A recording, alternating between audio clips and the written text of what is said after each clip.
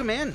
You are listening to KHTS, your hometown station, 98.1 FM and 1220 AM. This is SCVi, and I lead schools Eye on the Valley. I am Matt Watson. You know, our show, Eye on the Valley, it's brought to you by SCVi and I Lead Schools. We are a network of charter schools. You know, my friends often ask me, Matt, how is a charter school different from a public school? And my answer is no. No, charter schools are public schools. We are fully funded the same way as your local district school is. The only difference is we have the freedom to innovate it and do what we know is right for kids. And then we also don't have those tight district boundaries. So, yeah, we are a network of charter schools here in Southern California. We've got campuses in Castaic, but not way up in Castaic. It's like literally right off New Hall Ranch Road. We've got a campus in Agua Dulce, Lancaster. We've got a fully accredited online school. That's kindergarten through 12th grade. Not homeschool, that's different. Fully online school where you've got online teachers, online coaches, even free tutoring if you need it. So great support at our online school. We've got a burgeoning homeschool program called iLead Exploration. So if you're interested in a homeschool program, an online program, all kinder through 12, or if you're looking for a classroom-based Monday through Friday, 8:30 to 3:30 program, visit ileadschools.org and check out any one of our schools. We've got all kinds of programs, like I said. Find the program that's best for you and your kids and check us out. Go to ileadschools.org. So we've got our eye on education here in Santa Clarita. We were talking about it with Tori just a minute ago. She was wondering why we only had one eye. Well, we've got one eye on education. We've got the other eye on the valley. Told her we're keeping that third eye on her because, you know, Tori, she's a little sketch. So, we're bringing you everything that you need to know about education and what's going on here in the Valley. But you know, we also like to have a little bit, or maybe just a little bit more than a little bit of fun here on the show. You know, I've got a rider in my contract with the schools that says I'm not going to do anything unless I can laugh while I'm doing it. You know, at board meetings and stuff like that, that tends to get me into some trouble sometimes. But, you know, if you're not getting in trouble once in a while, you're not doing it right. So let's go ahead and do this right. Good morning, and thank you for joining us. We've got a great show today. I'm looking forward to it. Coming up in just a moment, we've got Kris Nilsen from SCVi. SCVi is iLead's founding school. That's right. 14 years ago, SCVi was the school that founded the iLead network. And Kris is the college and career counselor at SCVi. She'll be talking to us about everything that she's doing to help kids take the next big step towards their future. And she'll also have tips for you as to what you should be doing now to make sure that your kids are ready to apply to that college of their dreams. And a little bit later on today, we'll be talking to City Councilman Jason Gibbs. He's been on the city council now for 9 months. So we're going to check in with him, see how it's going, see what's going on, see if that role on the city council is all it was cracked up to be when he ran last year. And as always, we're going to close the show with a little bit of goofing off, some fun, some trivia with Big T. And if I'm not mistaken, Patty, I think we've got another very special guest coming in for Big T's segment this week. Is it the one and only Mr. Phil Nordella like last week? It is not. You know, local real estate god Phil Nordella. He joined us last week, and Patty, you and I dusted him. I got dusted too, though. Oh, okay. He tied me. That is true. So, you know, poor Phil, he got his clock cleaned. So if you're looking to buy or sell a house, call Phil. But if you're looking for a partner for trivia night at your local watering hole, maybe not. But we did have someone who was listening and thinks they can do a little bit better than Phil. So we'll see how that goes today. We will. It's going to be a lot of fun. If you are on the KHTS Radio Facebook live feed, please drop us a note. Let us know you're here. Say hello. Maybe drop us a question, a comment, react to what our guests are saying. And, of course, you can always tune in to the stream on hometownstation.com. You can download the KHTS radio app on your phone. You can say, hey, Alexa, play KHTS. Or you can kick it old school and listen on the radio. Again, 98.1 FM and 1220 AM. Either way, it's going to be a great show. So grab yourself a cup of coffee or maybe even a cup of tea. You know, the weather certainly calls for a little bit of tea this morning. Either way, settle in and let's go ahead and get started. As I mentioned, my first guest today is the college and career counselor with SCVi Charter School, Kris grew up in the San Fernando Valley and graduated from Cal State University of Northridge, my old tomato, with her BA in sociology, criminology, and corrections. She later went back to CSUN and got her master's in education with an administrative credential, and she also attended Cal State Long Beach, where she graduated with another master's in social work and a PPS credential, and she has her college counseling certificate from UCLA. She is indeed a lifelong learner, someone who continues to keep stretching herself to serve others. Kris worked for the Department of Child and Family Services as a family reunification caseworker for a couple of years, and also worked for Pinecrest Schools for 18 years. Remember Pinecrest? Oh, R.I.P. Before they closed their doors in 2016. Kris now lives in Simi Valley with her husband of more than a quarter century and their two daughters. She has found her passion as a high school counselor and enjoys visiting college campuses across the United States so that she can be more informed and better serve her families at SCVi. She's now in her 6th year as the college and career counselor at SCVi. Kris Nilsen, welcome back to Eye on the Valley. Hi, Matt. Thank you so much. We appreciate you coming in. You know, we love what you're doing, and that's why we try to have you on at least a couple times a year. So, families around the city, around the valley here can hear everything that you're doing for our learners at SCVi, but then you also do such a good job every time you come in of kind of sharing, what families should be doing, even if they're not enrolled at SCVi. You know, if your kid's a 9th grader, a 10th grader, you should be doing this or that. You know, Kris, I really appreciate the one-to-one service you give each one of our families. I remember when my daughter, who attended another much larger high school, she was a senior, and she was contemplating whether or not she should go to college. And I said, well, have you talked to your college counselor about it? And she says, who? And she didn't even realize she had a college counselor, had never met the person. But, with a high school the size of ours, which is significantly smaller, boy, your kids get a one-on-one taste of the guidance that you can provide, don't they? How many kids do we have in our school now, Kris? How many kids in the high school? In the high school, we have about 220, 9th through 12th grade. So, yes, we are definitely small, but I think that's the reason why I'm here. Absolutely, yeah, and that's the reason that all of our administrators, all of our staff are not only have a close relationship with each and every one of our kids, and every one of our kids is closely connected to, like I said, the administrators, the instructors, the teachers that deliver the instruction, but their college counselor. So everybody's getting great service and being asked on a regular basis, okay, what are you doing after high school? So let's talk about it. First of all, you, as I mentioned in your intro, found counseling as kind of a maybe 3rd or even 4th career. But I remember those early days, you really fell in love with it, Kris. What do you love about being a college and career counselor? Well, yes, Matt, it's kind of been a longer road that I wish I was able to start earlier. But I wasn't even into education when I first was studying, and I really did want to work with at-risk youth. And that's where I started. And then by chance, my mom was a principal at Pinecrest and said, hey, I need a teacher. I had just had my daughter. And I said, okay, I'll try it. And then I just fell in love with the idea of being around kids.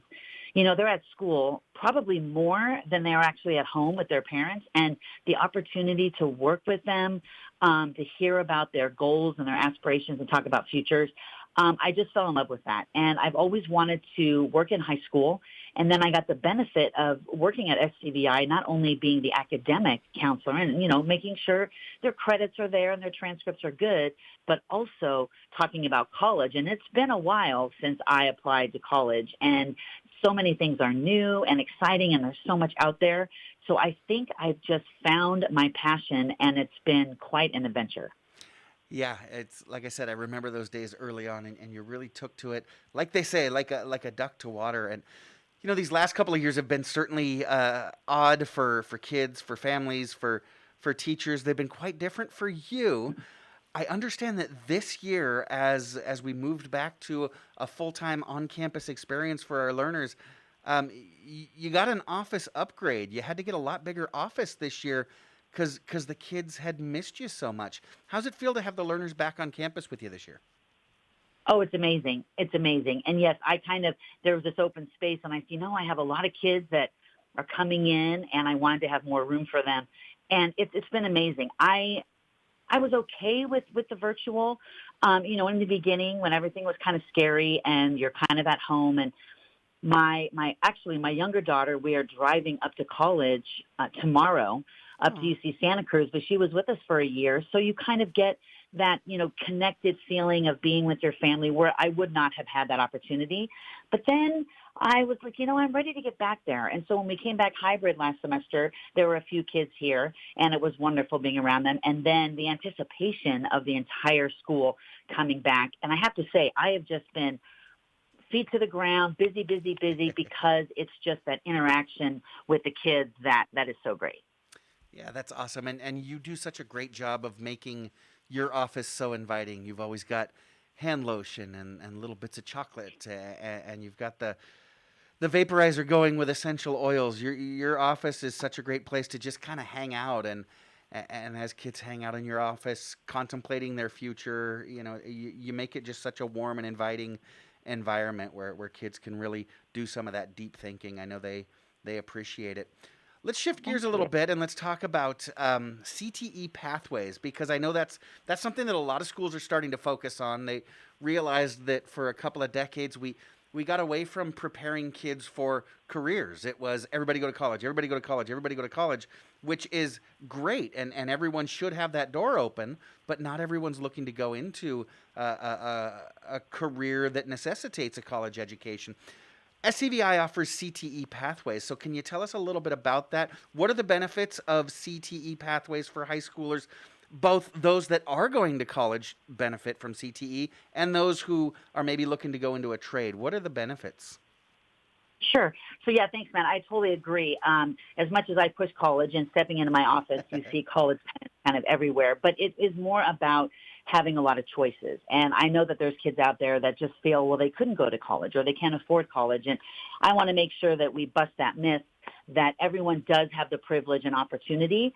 But it's the choices that we crave, that we want them to have. And so career technical education, those CTE pathways, we started one, last year, maybe 2 years ago, and CTE pathways allow kids to focus on things that interest them or their passion, and therefore they take an introductory course, and then, for example, we have Intro to Arts, Media, and Entertainment, and then they'll take a performing arts path, or they'll take a theater managerial path, and then they'll take second class, and then the third class is their capstone. And so when they graduate, they have a certificate that shows a college or a career or a workplace that they have focused on this and that they have experience and knowledge in the field when they graduate high school. We started a new one this year. Actually, there's a couple, and Miss Moon, who is driving this from the ground up. It is game design, interactive game design, and computer science principles and coding, and it's been awesome. We have a maker studio class where the kids literally are in our maker space with 3D printers and making things and creating projects, and it's just so fun to be able to do that in school. So those are our pathways in addition to the idea of maybe you'd like to attend college after high school. Yeah, and it's funny. I heard about the game design CTE that Miss Moon was preparing before we got the year started, as I was working with some of our staff, and I thought, how cool! But not just cool. No, this isn't kids hanging out playing games and then starting to try to program their own. She's developed an incredibly rigorous pathway. These kids are really sweating her class. It's a rough course to go through, but on the other end, they're going to be prepared to do not just game programming, but all kinds of computer programming, aren't they? Yes, it's pretty cool. Mrs. Moon, she's amazing, and I think the nice thing is, yes. So we have kids that say, "Well, I would like to do both," and we're like, "Yes, why not get that certificate? And then if you think to go to college or community college, that's great. We just want the kids to be confident when they leave here and that they've had some guidance." Recently in our senior capstone class, which is like senior seminar, they have been revisiting and taking the youth science assessment. And just briefly, they are brain games the kids play, and science shows them what their natural kind of adaptabilities and strengths are in addition to their interests. And when kids are finding out what careers are fitting with those adaptabilities, some of them are, I didn't know that I was really good at this, or I didn't know I should look into that job. So I've been really excited this past week that kids have really been exploring and reflecting on those results of that assessment, and they're really having fun with it. That is cool. I wanted to ask you about that program a little bit later, but let's talk about it now. So you're co-facilitating this class called Senior Capstone. And you mentioned kids are learning about their aptitudes and getting some possible career direction. Is that all you guys work on throughout the course of the year? What are some of the other things you do? So we do a variety of things. We resumes and interviewing, and then we like the kids in the spring semester to have an internship. And I know that there's some grumblings when kids are thinking of that, but we really want them to explore something they're interested in, because what's the perfect time before you graduate high school to try something out that you may not know if you want to pursue it as a career. So we kind of go through the ups and downs. Sometimes we have fun and we play fun things and have projects, but it's really, I think, a focus on getting the seniors prepared for next year, because this is their last year of high school. And for some, they're willing, they're ready to break out and get into the world, and others are a little apprehensive because, high school's been kind of their home for the past 3 years. Sure. And so we are there to kind of provide that support and guidance. And if they have topics of interest that they would like us to touch on, then we are open to that as well. That's so cool. So it's just kind of setting the stage for success in your very near future. We're talking this morning with college and career counselor at SCVi Charter School, Kris Nilsen. When we get back, we'll talk all about some of the colleges that her kids are applying for and getting into, and how that's going, as well as what you as a parent or as a student should be doing this year, whether it's freshman year, junior year, what you should be doing to prepare for that college application season. I'm Matt Watson, and this is SCVi, and I lead schools Eye on the Valley, and you're listening to your hometown station, KHTS. Hello, I'm Mike Lindell, inventor of MyPillow, here to tell you about my Giza Dream bed sheets. I made sure that they would be everything you'd ever want in a sheet set. I started with the world's finest cotton called Giza. It's only grown in a region where the Sahara Desert, the Nile River, and the Mediterranean Sea all meet. The long staple cotton makes my Giza Dream sheets ultra soft and durable. They come with extra wide pillowcases to fit over any pillow and extra deep pockets to fit over any mattress. Not only that, they come with my 60-day money-back guarantee and a 10-year warranty. And now you can get the best sheets ever for the best price ever. When you buy one of my Giza Dream bed sheet sets, you'll get another one absolutely free. I personally guarantee that they'll be the most comfortable sheets you'll ever own.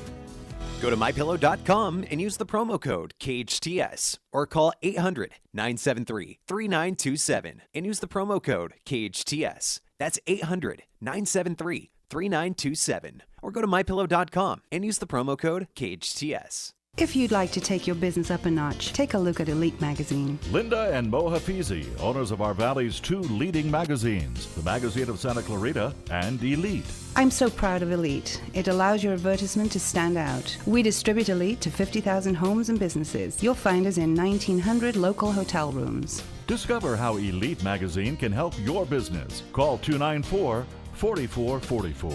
Superior quality is second nature to us. Just ask our advertisers. You already know Salt Creek Grill has the best food in our valley. Well, now you can have Salt Creek's gourmet meals catered to your event.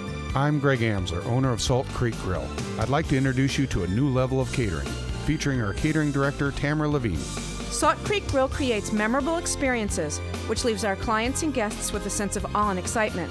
From menu development to picturesque presentation, you'll enjoy culinary excellence and creative catering. Salt Creek Grill, a new level of catering. It's time to experience a pain relief, wellness, and anti-aging treatment unlike any other. It's time to check out Mend Cryotherapy. Relieve chronic joint and muscle pain, diminish soreness and inflammation, alleviate stress-related symptoms, boost immune system performance, and improve sleep and recovery times. Mend Cryotherapy is open Monday through Saturday, 11 a.m. to 6 p.m. Go to Mend, M-E-N-D, cryotherapy.com on Newhall Ranch Road in the Gateway Shopping Center. The shows must go on. The Main in Santa Clarita is your destination for free online music, theater, art, and entertainment opportunities. Tune into fun variety nights, join a talent show, learn from filmmaking experts, attend a modern play, and more from the comfort of your home. For more information and to view upcoming events, go to facebook.com/themain-newhall or at themain.org. Enjoy the shows. Excellence isn't just a word, it is what we deliver. Vanguard Protection Group is committed to providing its clients with the highest echelon of protective services available. Our clients not only receive the security services they contract for, but also reports that are well-written, articulate, and thorough. Our patrol officers operate at the highest levels and have an impressive rapport with local law enforcement. With military, police, private policing, and courtroom experience, you can trust that we have the strength to deliver our promise of excellence. Contact Vanguard Protection by calling 661-753-3611 or visiting their website at vanguardprotectiongroup.com. Your hometown station. KHTS is the only station I listen to. 98.1 FM and AM 1220.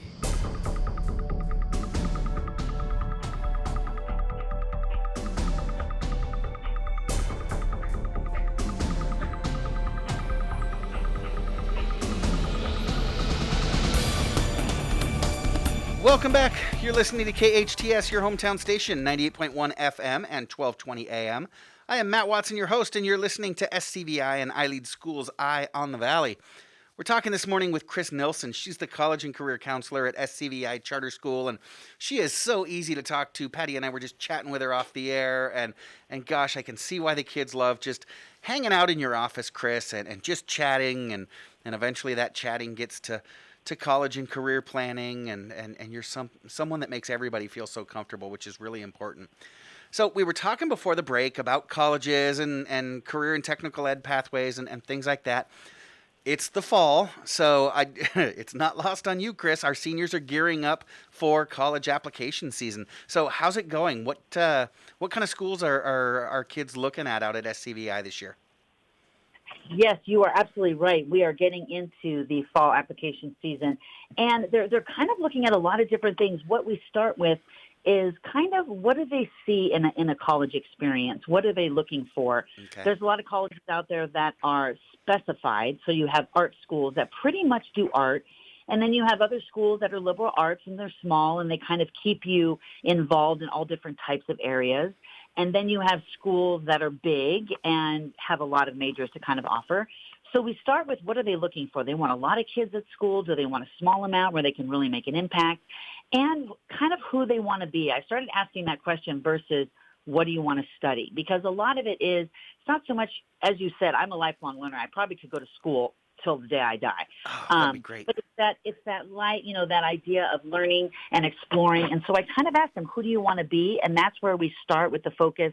And they'll say, well, I would love to do astronomy, maybe go into space. And so we search for that, and there's some great resources to do that. And then there's colleges that come up that actually have that major or that area of study, and we start creating a list for each senior to kind of research and see if they can see themselves at that school.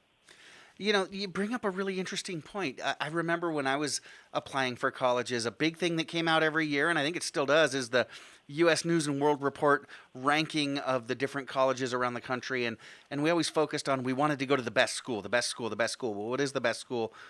You and other counselors like you recognize there's no such thing as the number one best school. It's about the right school for you. The best school for your kid might not be the best school for my kid, right? And so it's about finding that right fit, that right connection. So if you're looking to go to a football game on a Saturday with 110,000 other people, then maybe you want to focus on this school. But if you're looking to go to a school where you can have a personal relationship with all of your professors and get involved in student government a little bit more, maybe you want to go to a smaller school and like you said, all the different majors. That's so important, Kris, to be able to guide your families. And another one of the reasons I'm so grateful that you are able to develop such strong relationships with your learners and with your families.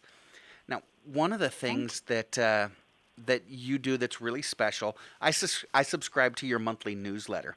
And I absolutely love not only how resource-rich it is, but how easy to read it is. Can you share a little bit about your newsletter?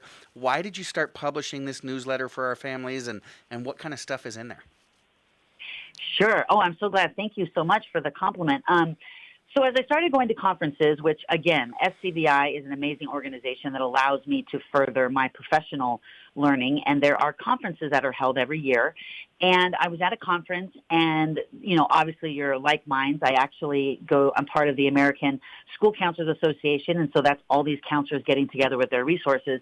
And I heard about this. They said the one thing you have to get, and you're going to have to pay for it, but it's called s'more. And I thought, what is that? I mean, of course, we know s'mores around the fire. Well, yeah, right. But it is a newsletter template that actually has a lot of different things, and it's so user-friendly, putting in images and documents and all kinds of information, and it is very easy to read. It's very pleasing, and of course, because of who I am, I love having the backgrounds for each month. So Halloween's coming. It's my favorite month and holiday, and they've got some great backgrounds that I can do for all the grades. But it was an opportunity to send something out to learners in every grade, and also to parents to see what's kind of coming up. Because as we know, both you and I are parents, and our kids don't actually tell us everything that's going on. And, and there's a lot of emails. I know a lot of, working families, and they get so many emails.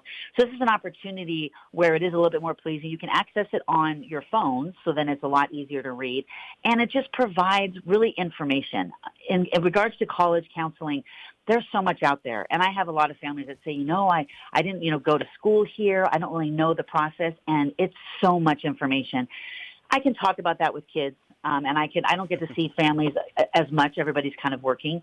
But It's an opportunity for me. One of the things I have in there is called College 101, because there's so many topics out there. For example, the Western Undergraduate Exchange that people refer to as the WUI are schools in a variety of states that work with California, for example, Washington, Colorado, Arizona. And when kids attend, they pay California tuition prices to go out of state. If anyone, as most people don't know, yes, right. University of Washington is a very popular college, but it is very expensive. And so you might as well just stay in California. But, for example, Washington State, Colorado State. So it's a lot of information that I think can get lost. And I worry, I want kids to be aware of the different types of way to apply. You could apply early action or regular decision. So it's my opportunity. I actually send the seniors this year, they get one every week, which I know can be kind of a lot for them. But a lot of information is repeated because kids might have missed something. Kris, you're debunking myths that I didn't realize existed. One that you taught me a couple years ago was that, for years, for generations now, parents have always winced when their kids have said, I want to go to private school, right? Oh, no, go to a state school. It's a fraction of the cost. But, I learned when my son was applying to college, he actually got accepted to both of the colleges he applied for. One of them was a small private college on the East Coast. The other one was a California State University here on the West Coast. And the private one, after they had offered him a couple of grants and he won a little bit of a scholarship, and I think my kid's great, but he certainly wasn't top of his class or anything like that. The private school actually ended up being cheaper than the California State school. And now you're telling me, because one of the things that parents still know, and this is 100% true, and I say so tongue-in-cheek, the state schools in other states are so much more expensive because we have to pay out-of-state tuition. Now you're telling me that's not necessarily true either. Exactly. And I'm so glad that you brought that up. It is a myth that a lot of parents aren't aware of, is they look to the state college. And I'm actually driving my daughter up to UC Santa Cruz tomorrow. And this year, last year we definitely got a break with COVID, and she received the Cal Grant, which is something when kids fill out the free application for federal student aid, they automatically qualify to get money from the state of California. But this year she did not get that. So all in all, living up there and getting up there, it's about $30,000 a year. And that's kind of a lot, for a public school. And so I really have the kids, when we first start our search at colleges, is not to look at sticker price, because we don't pay for sticker price for a lot of things, for cars, for homes. Why should we do that for college? And finding out that, yes, small liberal arts colleges and private schools do give a lot more money in the form of scholarships, in the forms of grants, merit aid, that kind of thing, that public schools don't. So I want kids, they always feel, I can't afford it, but you know what? Let's do the search because maybe you can. Right. Yeah, you're absolutely right. And so don't lock yourself, don't lock your kids out of a sector of schools because you think it's going to be too much. Because if you're working with someone as knowledgeable and as experienced as Kris, there are ways to there's ways around that, and not not shady ways either. There's these great programs that can get you into, according to sticker price, really expensive schools for a really decent price. So Kris, I mentioned at the top, SCVi has been open for 14 years now. I think we've graduated, probably 7 classes of seniors. Have you been in contact with any of our alumni? Have you heard? Because one of the statistics that we're starting to look at in education is not just college acceptance rates, but college persistence. How are your kids doing once they finally get to college? So are you hearing from any of our alumni? How are they doing once they get into college? I actually have. I let the kids know when they graduate that I am still here for them. You know, once they leave our grounds, it doesn't mean that they cannot come back and visit and talk to me. And I've actually helped a few in regards to filling out the FAFSA. So we've had some kids decide to go to community college. We've had some that go out of state, and they're doing well. I would say there was a couple that kind of got to the college, and I think especially for the past 2 years with it being difficult to visit campuses, you know, a lot of it's homesickness, and I understand. I don't think at 18 I would have been able to go across the country to Boston or New York and kind of live away from my parents. That would have been really tough. And so I'm kind of living through the kids and saying, oh, yeah, look outside the state. You could do it. And last year I had a lot. And so I encourage them to communicate with me, and they do. I've had kids that have graduated 3 or 4 years ago that I still talk to, and just hearing about what they're doing and how college has affected their lives, and just talking with them on the phone, you can hear the difference of what their experience has done for them. And actually, just the other day, we had a kid come by. He actually works for his dad's company as a plumber, and they were doing some work close to here. And he, talked about community college and college, but, decided to go kind of the workforce route. And so he, looked great. He's doing great. He's actually at COC wanting to play basketball and transfer to a 4-year. So even after they graduate, and if they didn't decide to attend a 4-year school, a lot of them are thinking about it now. They kind of needed that time to be out in the working world, and maybe they said, you know what, this is great, but I think I'd like to go back and maybe, get myself some more opportunities. So it's wonderful, and because I can work with all those kids and have those relationships, I'm able to kind of be part of their lives after they leave SCVi. It's interesting. One of the things, as you know, that we focus on at SCVi is teaching our kids leadership. How to lead yourself first, right? Because that's an important skill. How to lead yourself and how to lead others. And that's one of the things that I hear. I've had the opportunity to interview here on the show a couple of our graduates. And one of the things that I constantly hear is, the leadership that you guys taught me has really helped me succeed, whether it's in my career or in college. Kris, I promised listeners that we would talk about things that kids should be doing now, whether they're in 9th grade, 10th grade, what have you, to get ready for college application season. But I want to make sure that you have enough room to kind of spread out and go over it with us. So let's go ahead and take another quick commercial break, and then when we get back, we can go ahead and talk about that. We're talking to Kris Nilsen, SCVi's college and career counselor here. Like I said, we're going to give you some tips on what you should be doing now to get ready for college. You're listening to SCVi and I Lead Schools Eye on the Valley. I am your host, Matt Watson, on your hometown station, KHTS. Accidents happen, but rest assured Patterson's Collision Center is here to help. Patterson's is a family-owned and operated collision repair facility providing the Santa Clarita Valley with premium collision repairs. Patterson's prides itself on being the only California-certified green repair shop in all of Santa Clarita. They are insurance claim specialists and even offer payment plans for your deductible. For personalized, friendly service, visit pattersonscollisioncenter.com or call 294-1011 and let Patterson's Collision Center help ease your worries today. The San Diego Zoo Wildlife Alliance is inviting everyone to bring their smiles to the San Diego Zoo and the San Diego Zoo Safari for amazing outdoor experiences. Guests will have the opportunity to see amazing wildlife up close, enjoy wondrous entertainment after dark at the San Diego Zoo, or journey through the wild and wondrous terrain at the Safari Park.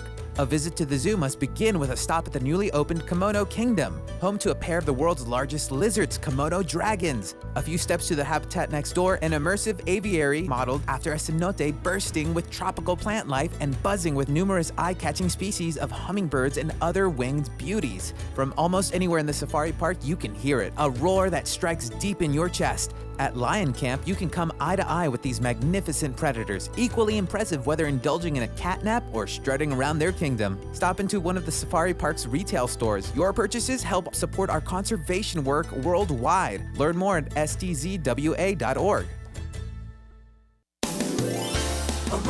A Royal Suite Home Furnishings has been family-owned and operated in Santa Clarita since 1978. They keep America working by stocking heritage-quality furniture made right here in the USA. With high-end design and thousands of fabrics to choose from, a Royal Suite offers a wide selection of furniture at incredibly low prices. Pay 0% interest with your approved credit for 12, 24, 36, or 48 months. See store for details. Visit A Royal Suite's massive showroom on Carl Boyer Drive near Sam's Club in Santa Clarita. A Royal Suite. Sweet dreams.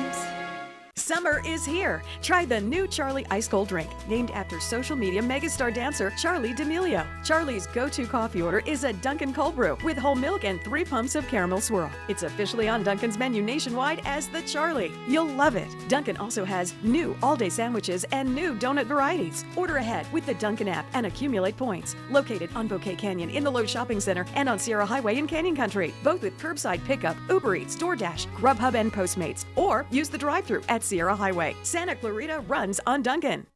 Get your free thermostats from Pacific Air free! Ned, what are you doing? You can't offer that! Yes, I can! With every AC tune-up this month, Pacific Air will replace your mechanical thermostat with a digital one. Free! Get in the truck, Ned! Ned's right. It's true. Mark Schneider and daughter Kaylee for Pacific Air. This month, call Pacific Air to schedule your WOW AC tune-up for just $77. And we'll replace your old mechanical thermostat. With a brand new programmable digital thermostat, absolutely free of charge. And if you need a new heating and air system, but money is tight, call today and ask about our buy now, pay later financing. We think you'll say, wow! Call the guys in the orange truck.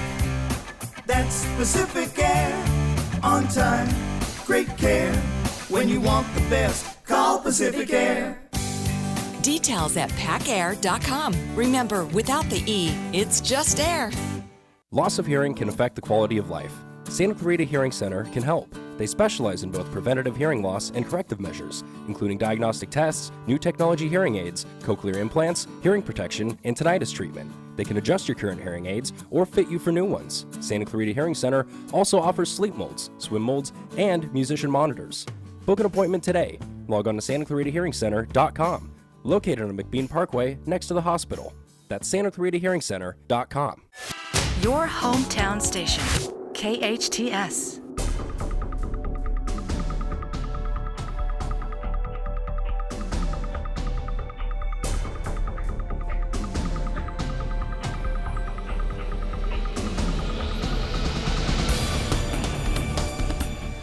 Just had a Facebook memory come up on my page, a picture of the T-shirt that my son got me that says Los Doyers. Los Doyers are in a pennant run, and boy, they're only a game out now. I know. Good. But we're not talking about that. Welcome back. You're listening to KHTS, your hometown station, 98.1 FM and 1220 AM. I am your host, Matt Watson, and resident Dodger fan. You are listening to SCVi and I Lead Schools Eye on the Valley. We're talking this morning with Kris Nilsen. She is the college and career counselor at SCVi Charter School, doing great things with her kids, with just over 200 kids in the high school, 9th through 12th grade. She's got the opportunity to really connect with her kids and really guide them. And Kris, I know you do such an amazing job. You kind of develop a schedule or a calendar for each of the grades 9th through 12th as to what they should be doing each year, each semester, each month in getting ready for that college and career journey. And as they choose their path, you help guide them along that path. We talked earlier, right now is the time that seniors are sending in their applications and then crossing their fingers and toes and meditating and praying and doing all those really important things that seniors need to be doing. But what about the younger grades, even the underclassmen?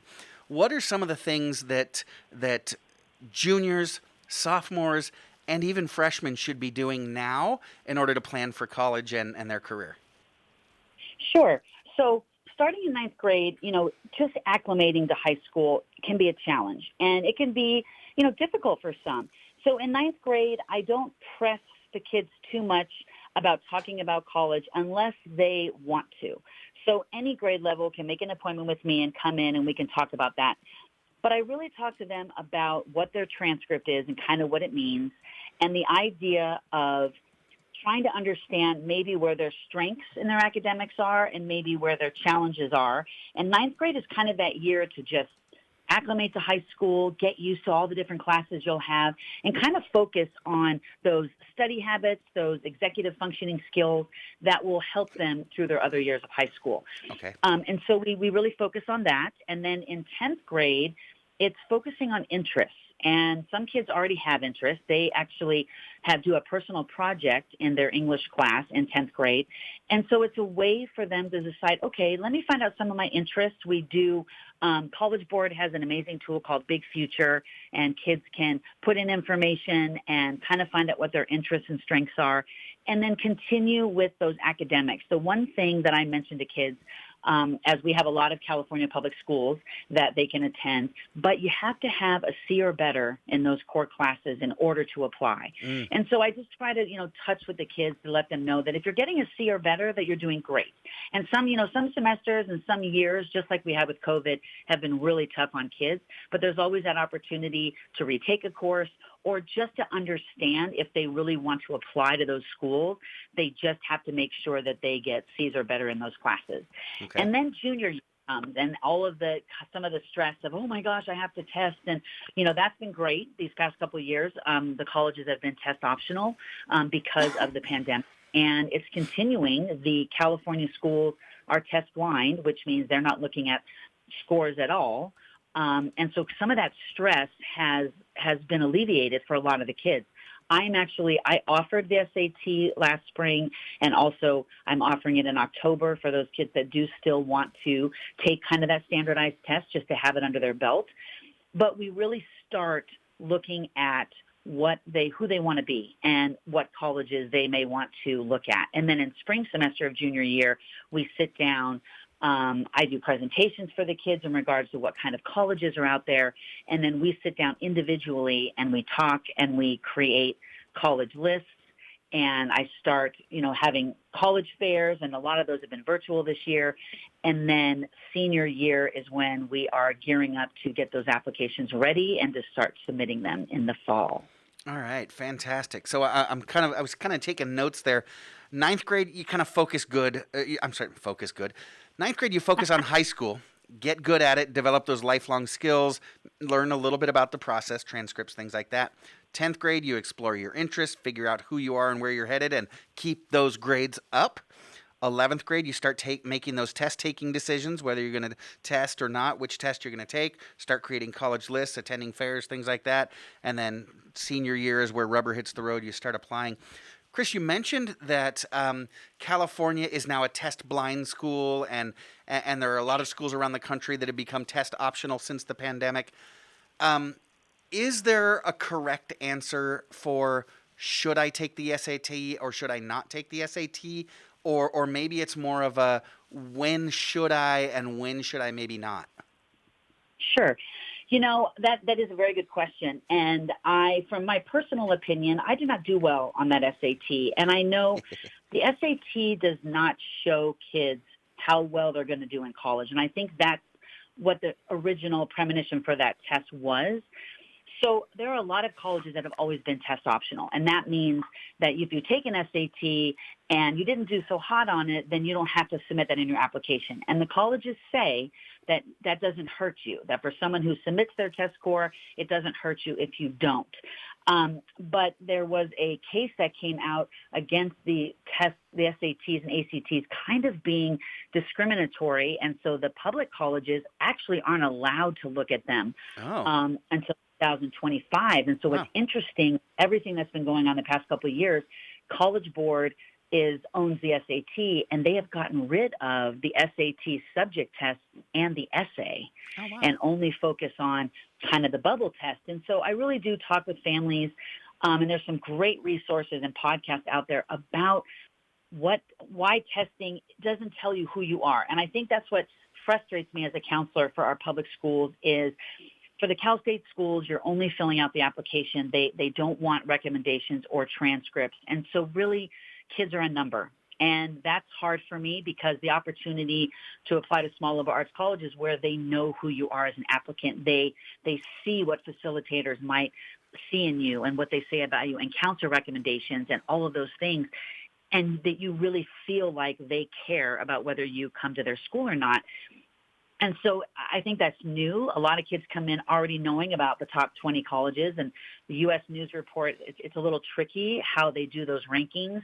And then kids feel like, well, if I don't get into that college, then I'm not, there's no college out there for me and it's not good enough. And that really isn't true. And there's a lot of kids that don't want to test. It really stresses them out and they have anxiety. And so I like to let them know there's tons of colleges out there that also feel the same way about that test and don't want you to worry about it and worry about that one score that you get on a test that's 4 hours, on a Saturday.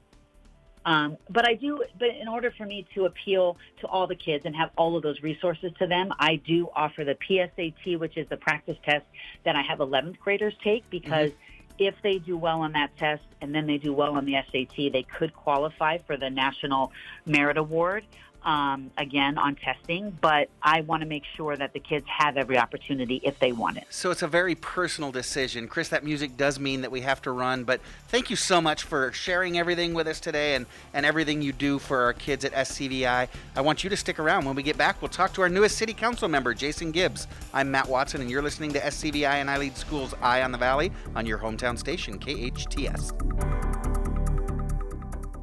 When you think about your next place, maybe even your forever place, are you hearing more of this and less of this? Introducing 5 Point Valencia, a vibrant new community coming to the Santa Clarita Valley. A place with parks, trails, and fresh architecture, all tuned to the way people want to live today. New homes for all, with prices to match, from the low 400,000s to over $1 million. Learn more at valencia.com. This is Jerry Strati Goldman, owner here at KHTS Radio. I've been using Plumbing by Kirk for years, both personally and here at the station. From small issues like toilets running and clogged sinks to much bigger issues, Kirk Stinson has always been here for me. There's no one I trust more with my plumbing problems than Kirk and his team. Quick, reliable, and very reasonable prices. Call now for estimates on new drain installations, old drain replacements, and water heaters. 263-6519 or log on to plumbingbykirk.com. Experience Frontier Toyota's all-new hot and exciting Toyota lineup. Serving the Santa Clarita Valley for over 30 years. Frontier Toyota, the Camry, Corolla, and Prius Kings. They're tops in Tacoma and Tundra trucks. Frontier Toyota, the new way of car buying. Shop from home at frontiertoyota.com or visit their showroom at Valencia and Creekside. Discover a whole new car buying experience with your friends at Frontier Toyota. Santa Clarita now has its first comprehensive outpatient rehab facility. RenewMed's multidisciplinary team includes physicians, respiratory, physical, and occupational therapists, as well as social service professionals to provide superior therapy and customized treatment. Whether you've got COPD, COVID complications, or are keen on preventing a fall, they can assess your challenges and help you feel better. RenewMed on Lyons Avenue, just north of the 5. Visit renewmedscv.com. That's renewmedscv.com. KHTS strives to give the Santa Clarita Valley all the information they need. And when our computers aren't working the way they should, we call Resurgence your true source for IT. Resurgence provides outstanding customer service while also providing the highest technical ability. They strive to do what's best to improve and protect your business. For more information on Resurgence, call 349-4114 or visit resurgenceit.com. Step into a hot shower or slip on a warm t-shirt fresh from the dryer, and you can feel the comfort natural gas gives us every day. For over 100 years, Southern California Gas Company has provided safe, reliable natural gas service. It warms our homes, powers cleaner vehicles, and cooks our food at a fraction of the cost of other energy sources with less environmental impact, today and for decades to come. Natural gas, part of the clean energy solution. Learn more at SoCalGas.com. Search Solution. KHTS, AM 1220, and 98.1 FM Santa Clarita. It's 9 o'clock. The medical jury is still out on Lisa Brady. Fox News. Health officials have mixed opinions about COVID booster shots as an FDA advisory panel meets. Fox's Jeff Manasso has this live. Lisa, the FDA is considering whether or not a third COVID vaccine dose would be effective and safe. Right now, only considering Pfizer's booster shot. We're committed to focusing on the science, and will drive our decision-making, and will carefully consider those data in the context of the clear and obvious public health need. The FDA's Dr. Peter Mark says other leading scientists have said the current COVID vaccines are working and that booster shots are not needed. Despite Pfizer, Dr. Fauci, and the Biden administration pushing ahead on that third dose. Lisa. Thanks, Jeff. A silver lining to climate change. That's what President Biden told a virtual meeting of global leaders today, saying it's an opportunity to create jobs and lift the standard of living around the world. He announced a U.S.-European pledge to cut methane leaks. We've already taken big steps domestically to tackle these emissions and create good-paying jobs, introduced by plugging leaks and capping abandoned wells and gas wells. We believe the collective goal is both ambitious but realistic. Today's meeting, one of the precursors to a UN climate summit this November in Scotland. A former attorney for Hillary Clinton's presidential campaign just pleading not guilty to one count of making false statements to a federal agent. Michael Sussman was indicted in special counsel John Durham's ongoing investigation into the origins of the Russia probe. Prosecutors say he falsely claimed to be only representing himself when he offered evidence of possible covert communications between the Trump organization and a Russian bank. Sussman faces up to 5 years in prison if convicted. The next court date is set for September 22nd. America is listening to Fox News. If you're suffering from cold, flu, or COVID symptoms, you need an accurate temperature reading as quickly as possible. Fever is the leading symptom of both the flu and COVID-19, so the sooner you rule out the common cold, the better. Then, seek medical advice on whether your fever means it's the flu or the deadlier COVID-19. Accuracy matters, so use the Exergen Temporal Scanner, the same thermometer used by medical professionals millions of times a day in hospitals and clinics to accurately detect fever. Learn more at Exergen.com. Warner Brothers Pictures presents Cry Macho. From legendary director Clint Eastwood comes a story of being lost and found. Eastwood returns as Mike Milo, a one-time rodeo star who takes a job from an ex-boss to bring back the man's son from Mexico. The unlikely pair face a challenging journey, and the only road home is through redemption. See it in theaters and on HBO Max for 31 days, now playing. Rated PG-13, may be inappropriate for kids under 13. Just getting word that the Pentagon has approved a request to provide 100 National Guard members to help law enforcement for a planned rally tomorrow on Capitol Hill in support of Capitol riot suspects. A Pentagon spokesman says the Guard troops will be based at the D.C. Armory and only used after local, state, and federal law enforcement capabilities if needed. Capitol Police have temporarily reinstalled fencing around the Capitol and the U.S. Supreme Court and will hold a news conference about the rally an hour from now. The family of missing Florida woman Gabby Petito keeps appealing for her fiancé to say something. Jim Schmidt is Petito's stepdad. Frustrating is an understatement. I'm just about speechless on this. We all are. It makes no sense to any one of us why he won't come out and speak. Brian Laundrie, who came back from a cross-country trip with Petito alone, has been named a person of interest.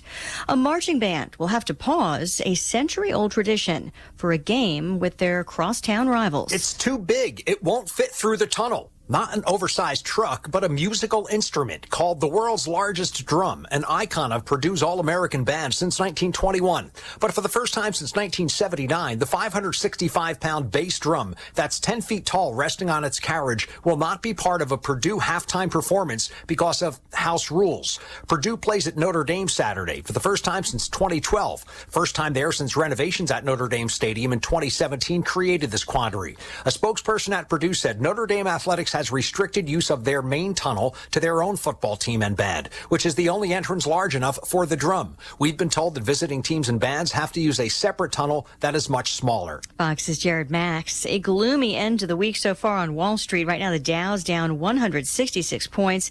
The NASDAQ and the S&P also sliding. Lisa Brady. This is Fox News.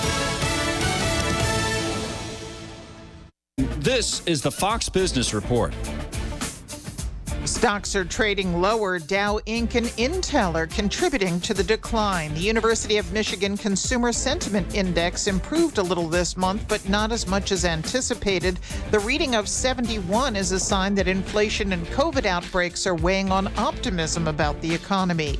United Airlines is blaming a technical glitch for a system-wide outage today. The issue held up the boarding process for some passengers and led to a ground stop for flights in the U.S. and Canada. It was lifted after 45 minutes. Shares of Mastercraft Boat Holdings are slumping after the company said a temporary part shortage will cut into its growth, though it is standing by its forecast for the full year.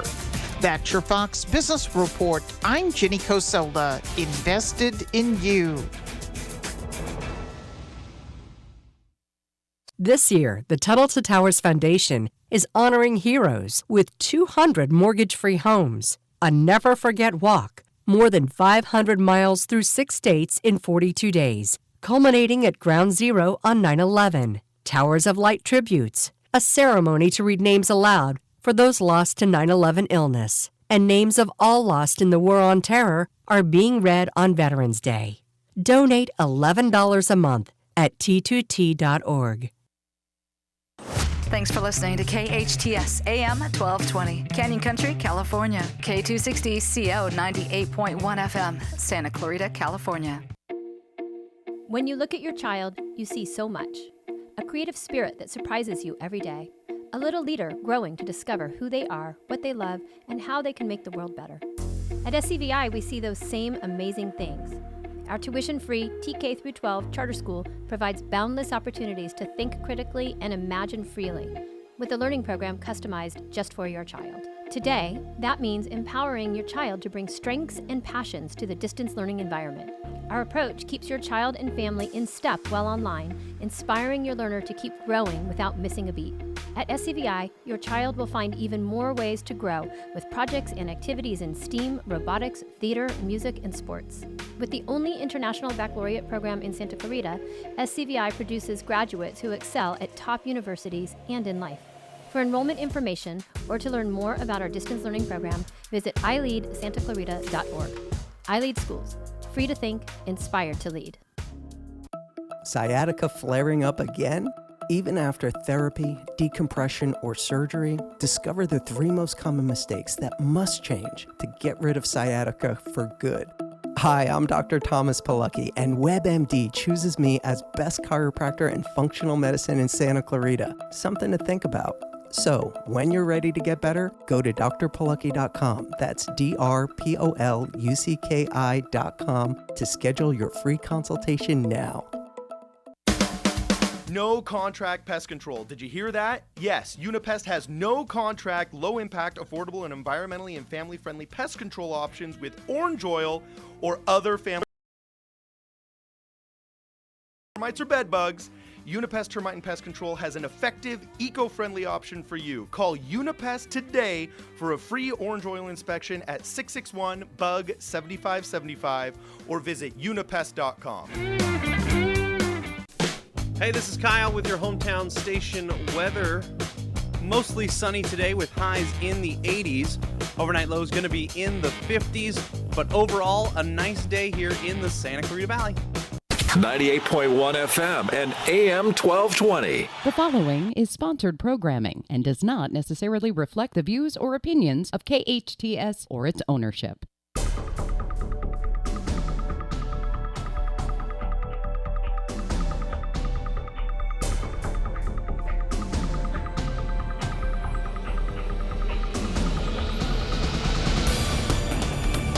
Welcome back. You're listening to KHTS, your hometown station, 98.1 FM and 1220 AM.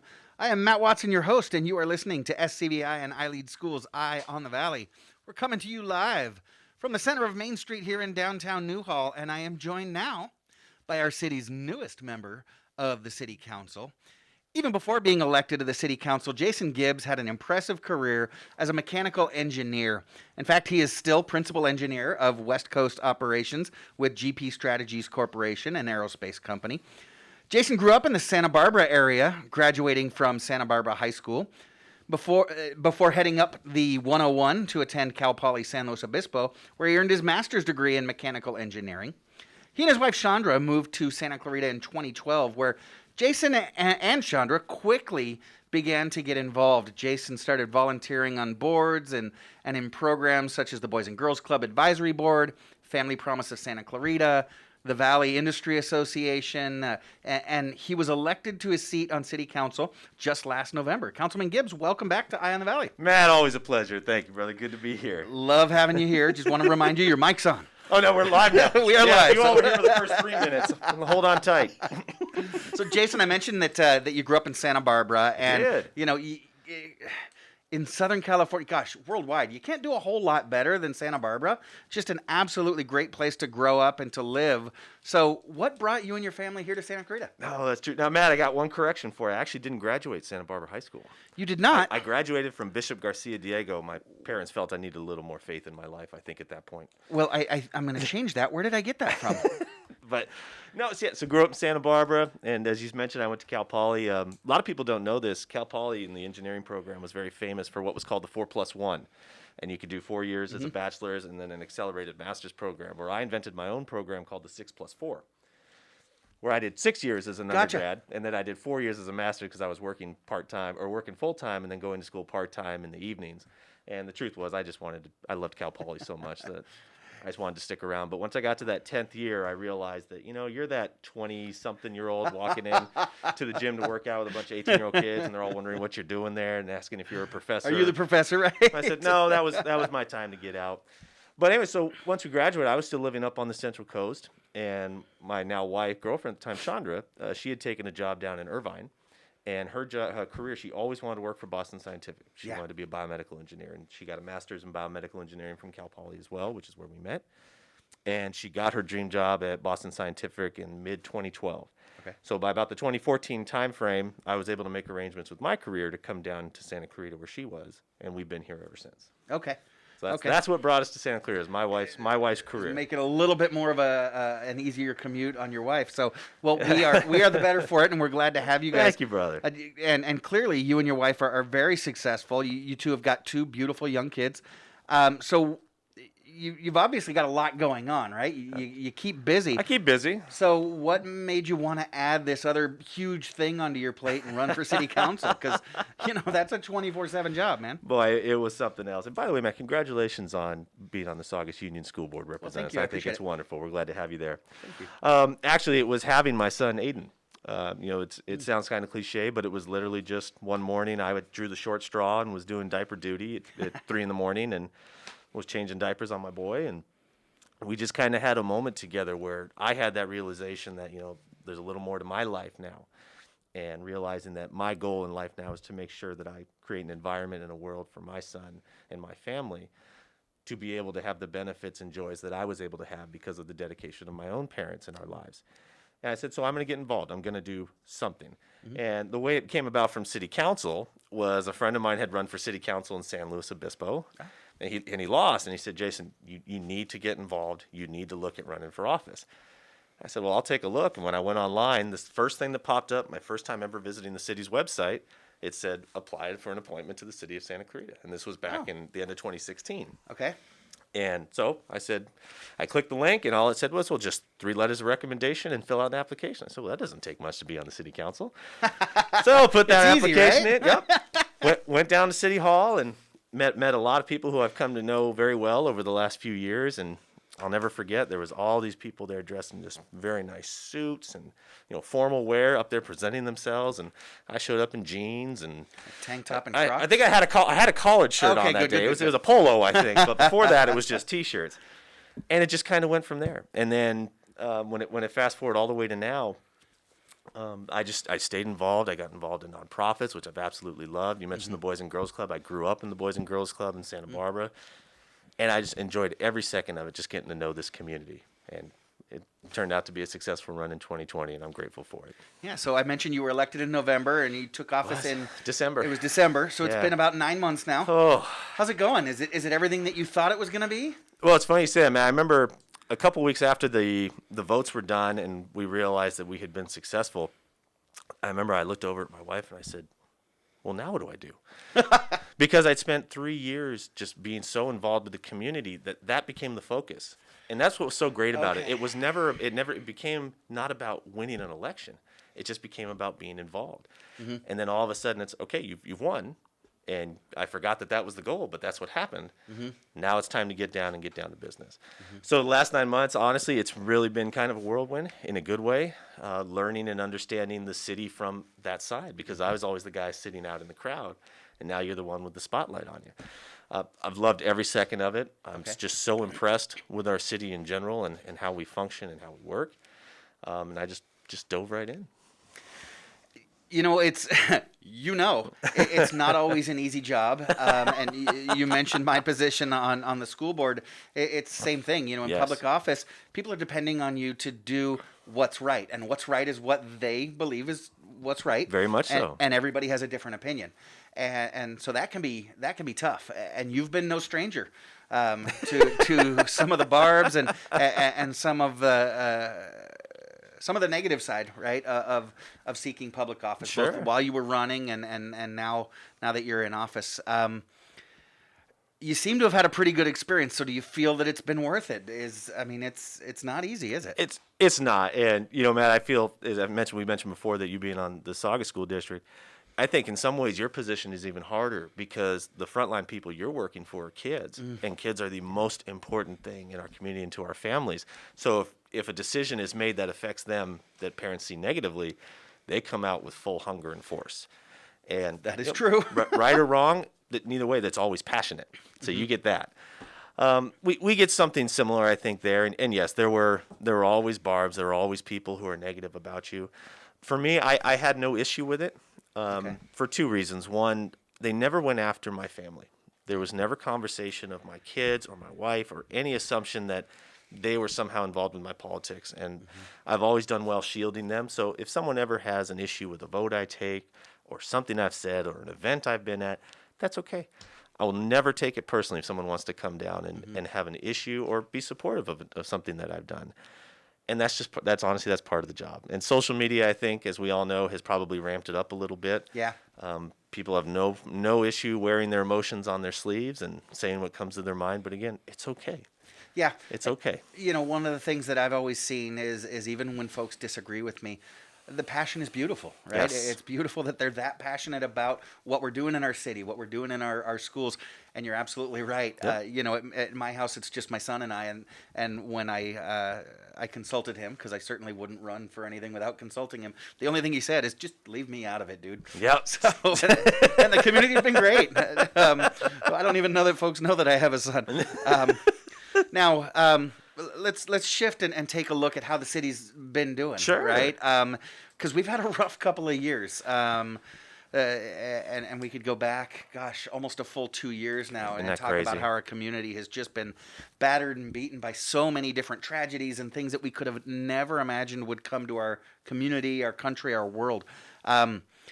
But now, we got to keep moving forward. We're Santa Clarita. We're resilient, and that's what we do. So how are we doing? What's your assessment? What's kind of the state of the city? Just from a city governance standpoint, we're very fortunate, and we truly are. Every year in December, you get that secondary view of the annual budgets. We approved our budgets back in June. Once again, from a city standpoint, balanced budget. We have 20% operating reserves that we sit on every year, and this is all during a pandemic time, during COVID. Sure.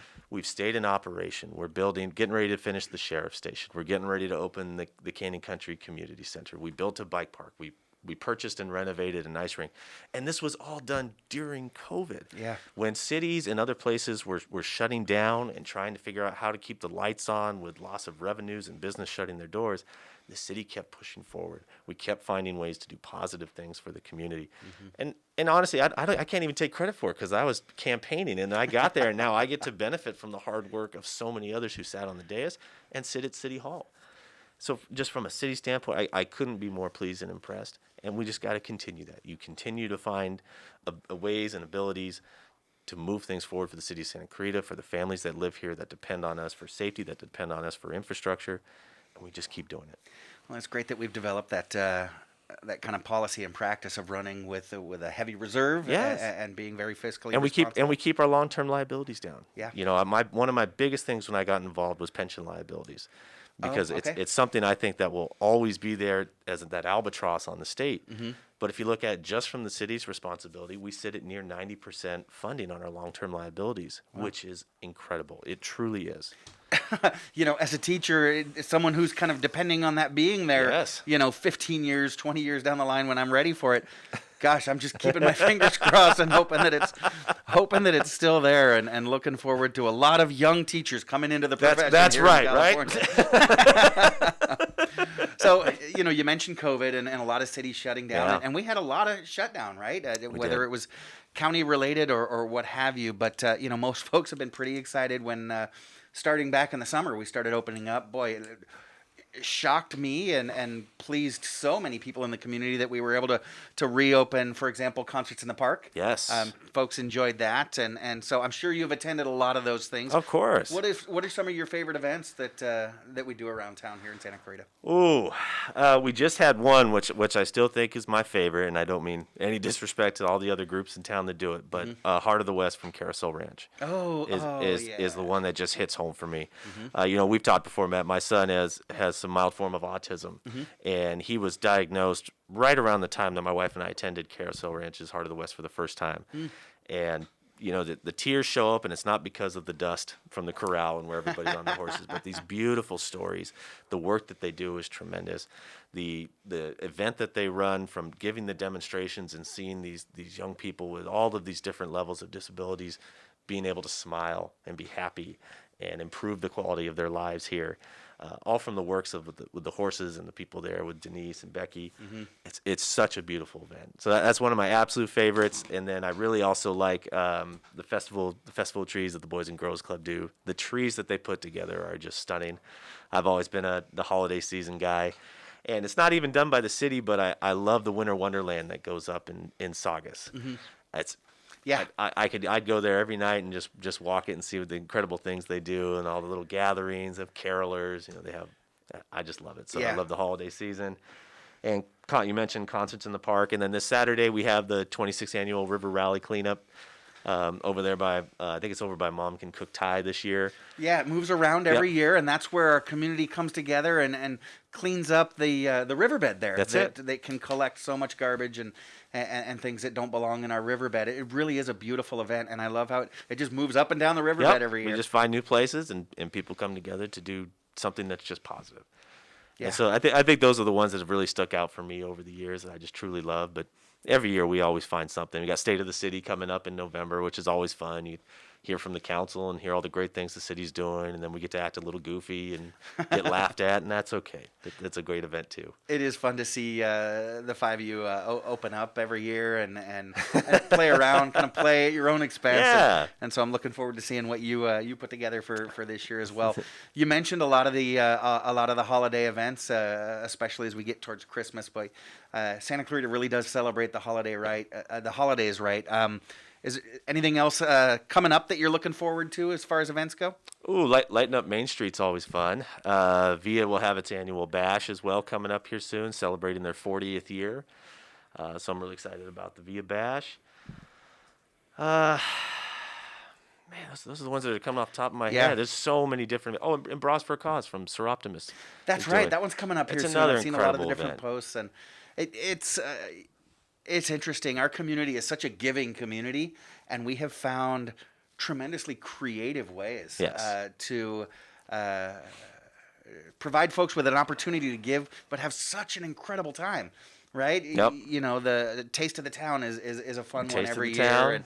And all these different organizations that are doing amazing things for folks in our community come up with these incredibly creative ways. Like you said, Bras for a Cause. Who would have ever thought, come to this event, raise money by buying somebody's bra? No, exactly. And I got to ask my wife every year, hey, I need you to come with Bras for a Cause for me. I'll go stag, but yeah, right. It's not just that weird. Event. I want to be that guy.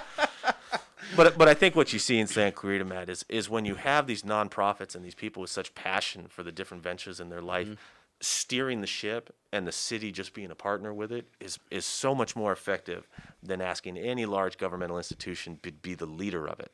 Right. Let us be the supporter of it, because your passion and the people who come and volunteer, the heart's there. And that's the most important part, is to have the people with the heart.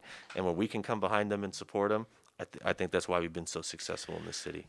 You're absolutely right. And what it reminds me of, the city just kind of facilitates it, right? That's it. And kind of opens the door and partners along. Reminds me of a curling team, right? Where, Yes. the the sport we all forget about until the Winter Olympics, then we lose our minds. Love it. America's a huge curling country for about 6 weeks. 6 weeks.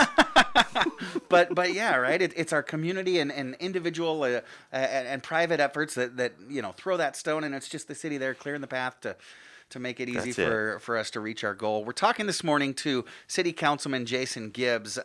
When we get back, we're going to talk about what we've got coming up and other things going on around maybe in the business sector as well. So stick around. You're listening to SCVi and I Lead Schools Eye on the Valley. I am Matt Watson on your hometown station, KHTS.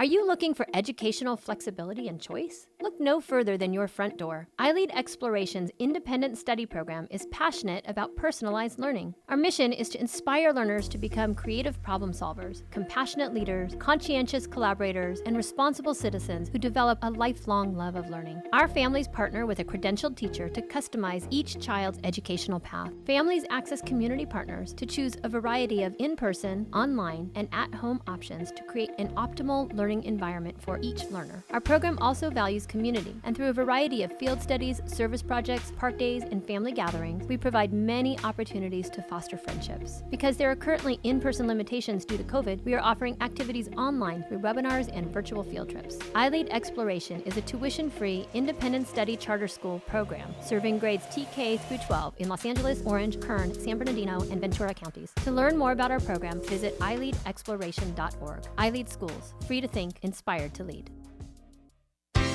Fruit arranged like flowers? What a delicious idea! Edible Arrangements specializes in creating a variety of fresh fruit arrangements overflowing with fresh, hand-designed fruit and filled with strawberries, pineapple, grapes, cantaloupe, honeydew, and seasonal favorites. Made to order in a size you select and ready to eat and enjoy. You can even add chocolate to any arrangement. Edible Arrangements is always fresh, always appropriate, and always appreciated. Order yours today, 253-0052 or ediblearrangements.com. Edible Arrangements is on Soledad near Bouquet Canyon. No words can describe the power of belonging to a group of close friends or being part of a family. Insight Treatment Center was founded more than 20 years ago to give teenagers a community of friends and family as they overcome issues like depression, anxiety, and trauma. The new Santa Clarita location is a COVID-secure environment where distance and good airflow are a priority. As a leader in providing intensive outpatient treatment to teenagers, Insight Treatment Center in Santa Clarita is here to help. Call 888-295-9995 or go online to insighttreatment.com. Your hometown station. KHTS is the only station I listen to. 98.1 FM and AM 1220.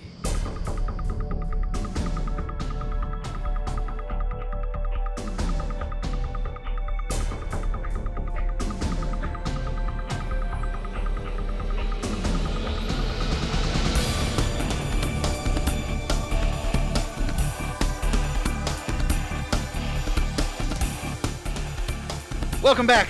You are listening to KHTS, your hometown station, 98.1 FM and 1220 AM. This is SCVi and I Lead Schools Eye on the Valley. I am your host, Matt Watson, and I always love when we have Jason Gibbs in the studio. We have such a good time, whether we're in the studio, in the backyard. Absolutely. Hanging out. Just great guy to talk to, and so fortunate to have him on our city council. Jason Gibbs is our newest city council member. He's still got that new city councilman smell. Now, could we market that? Well, absolutely, yeah. I think you could trademarking it right now. Now, we talked a little bit about. I think every conversation that we have nowadays either starts with or comes back around to COVID one way or another. Sure. It's just been something that's turned our world upside down, and we're not exactly quite post-COVID yet, right? We've got a Delta that we're still wrestling with, and I hear that Moo's right around the corner, and all this stuff. Are we going back up? Are we coming back down? It's kind of weird. Now, the city plays a big role in supporting our business community, which is quite obviously being affected by everything that's going on. So how does the city balance the need to host the type of events that we talked about before, concerts in the park and all those things that aren't just fun? These are things that our community needs, right? I started noticing early in the summer, our community was getting desperate to get out, right? So our community needs those kind of things, but then we also have the obligation to look out for public health and safety and welfare. So how do we balance that as a city? Man, it's funny, Matt, you mentioned the parks. You remember very early on, this, it feels like this has been going on forever. We're pushing, a year and a half, 2 years now. Yeah. And remember early on when we had to shut down parks and we were putting park benches on the middle of softball fields so people couldn't come and play softball. The online world, it became this absolute war zone. It became political. And for me, the whole time, it was just heartbreaking. The idea that people couldn't go out and go play basketball, they couldn't play catch with their friends. It was so devastating to see. Some of our best hiking trails were shut down. Now here, I know here locally, the city was very big on.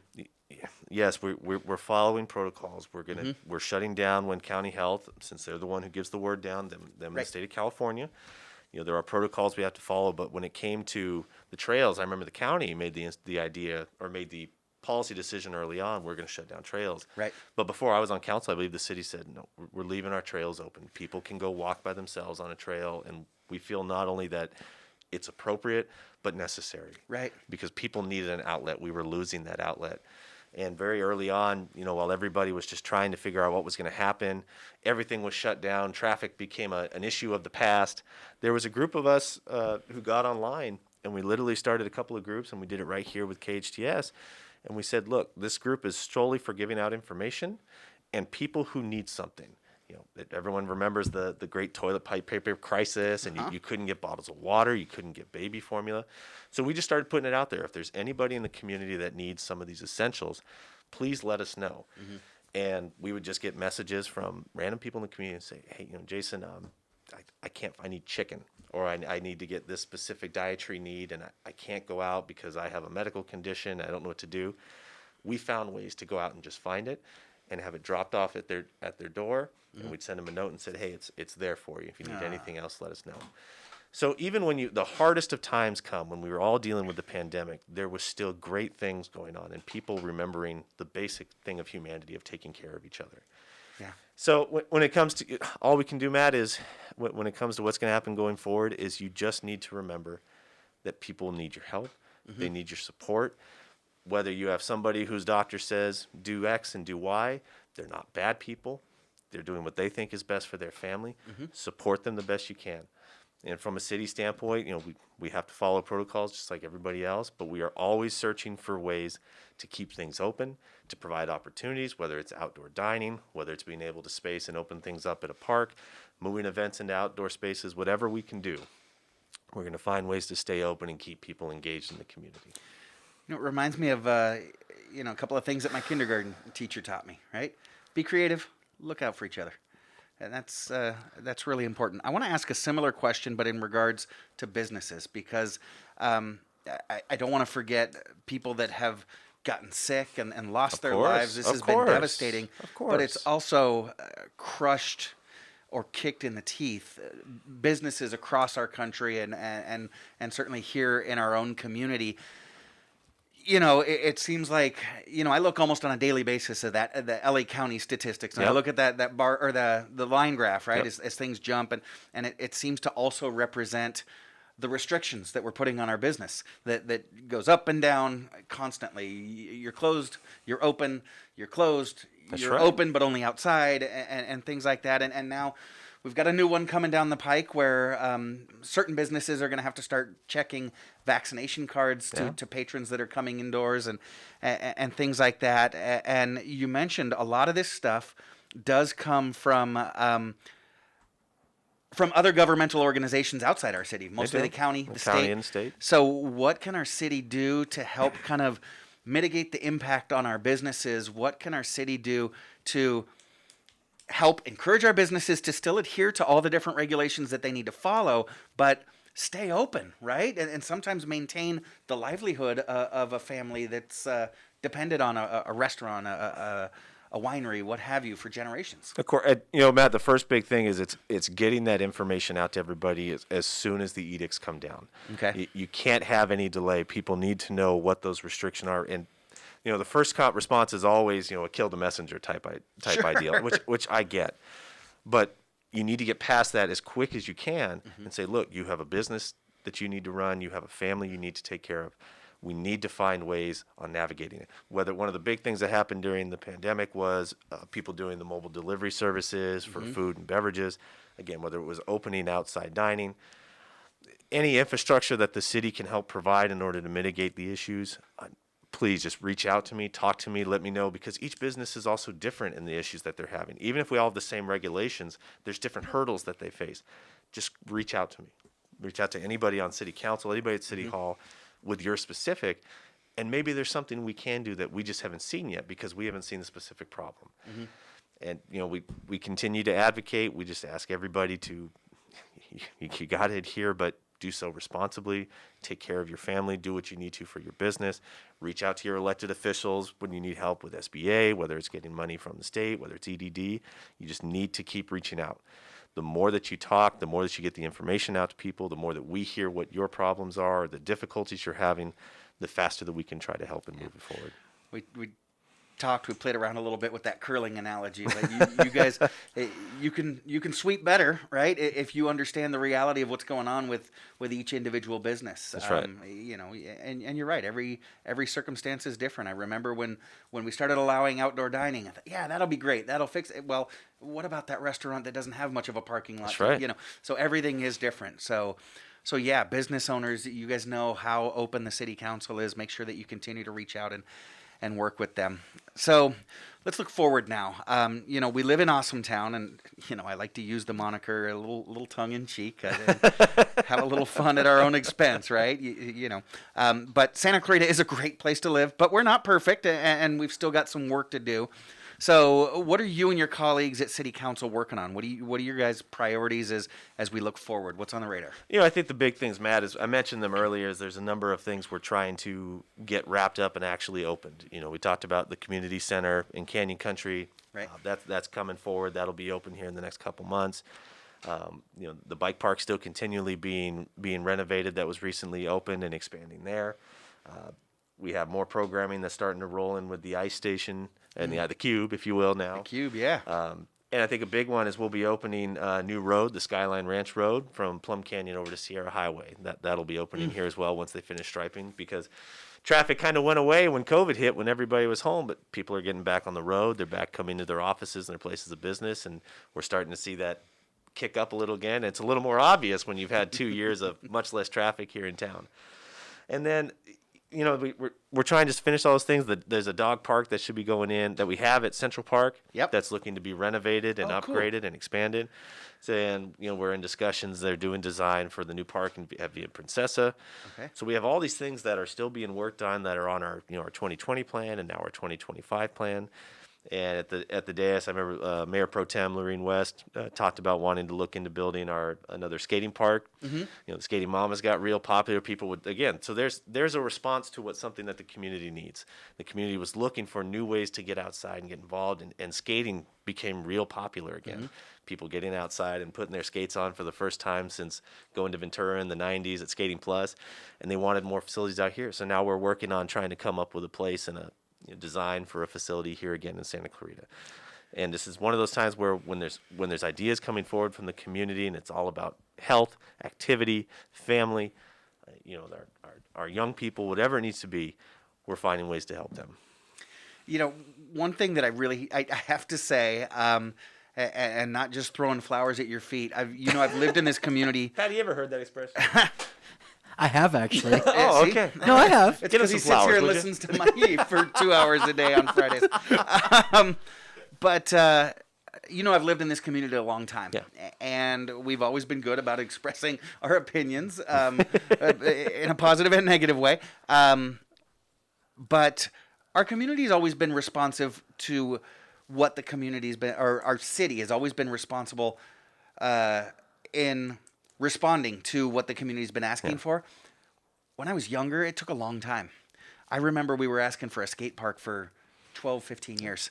And it seems like doors have opened up. Things are moving so much more quickly now, where people start asking, you know, what we need in our community is this. And it's not taking decades like it used to. It's taking a year, maybe two. Yeah. In the case of the Cube, that was just a couple of months turnaround where the community said, hey, you know, this is an important place in our community and we can't let it shut down. And the city stepped in and found not only something to do right by the community, but a viable business plan to move it forward. And so, and Matt, I think that's a testament. I mean, it's not just to council, you know, as the five of us that sit there and listen to the community, and then, you know, we go to the city manager and say, hey, Ken, we want this huge, big thing to happen.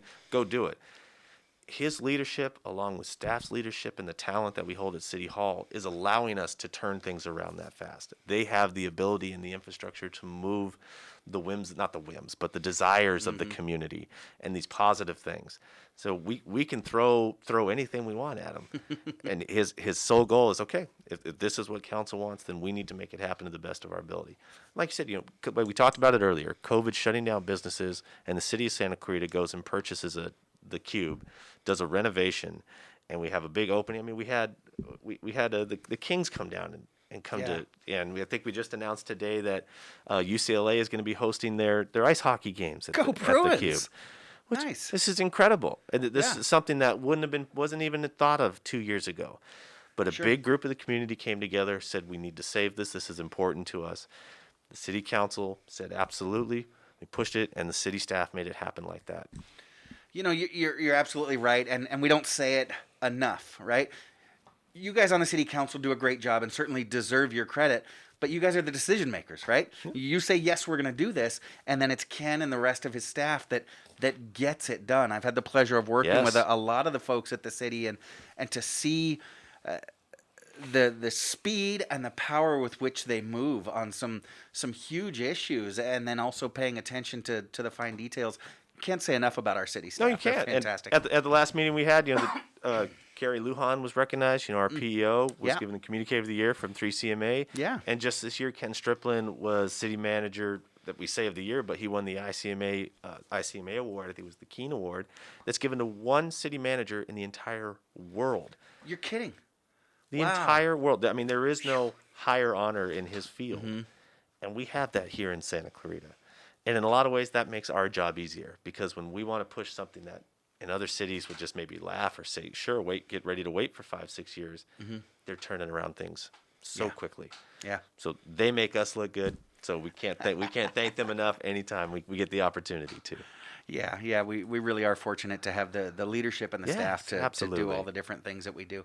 So you mentioned Lorene West is Mayor Pro Tem. Yes. So you guys on the City Council, it's really cool. You kind of take turns, and so Lorene's next up as mayor. So when's your turn? Do you know that yet? Well, you know, Matt, I'm going to let you on a little secret here. A lot of people don't know this, but what happens is in November, we all get in a room and we throw dice.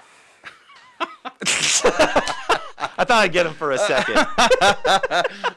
I thought you were going to tell me that, you know, you write names down on paper, and if you don't come to consensus, you burn them like they do at the Vatican. You put that. What was the old thing that kids use? You put the fortune tellers. But there you go. I would have believed that one if it said that first. The fortune tellers thing. Awesome. No.